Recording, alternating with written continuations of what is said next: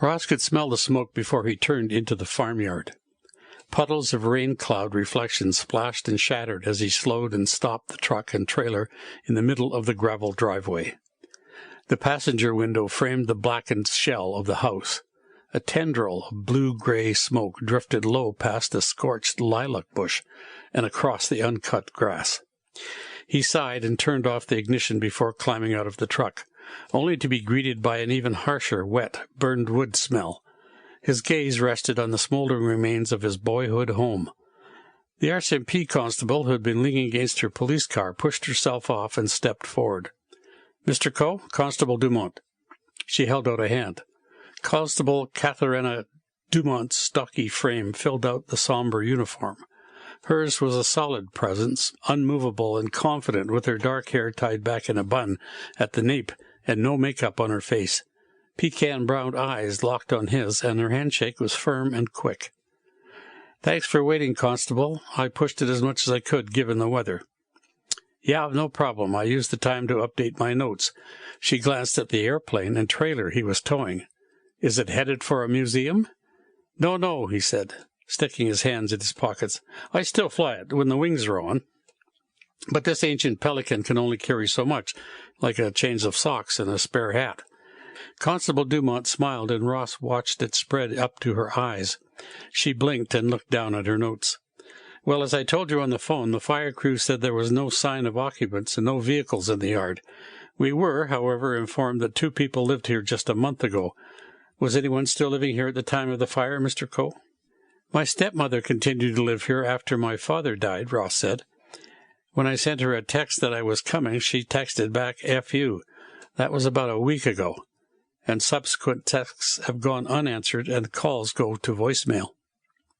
"What's her full name? Have you got that number handy?" she asked as she looked up. Ross retrieved his phone from his pants pocket and pulled up the number for her.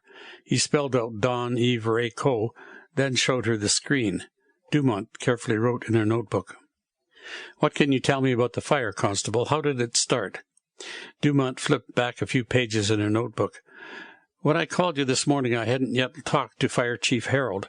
Now, though, I can tell you that the volunteer crew responded to a call routed from 911 shortly after 0500 from Mrs. Pedersen, the cook over at the airport flight center, after she arrived for work.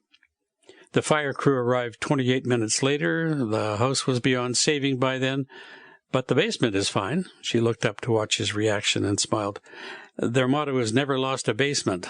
Firehouse humor." Ross smiled back as he shook his head.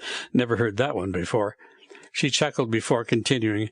"Also, now that I've had a chance to speak with the chief, I can tell you they detected the presence of an accelerant, probably gasoline."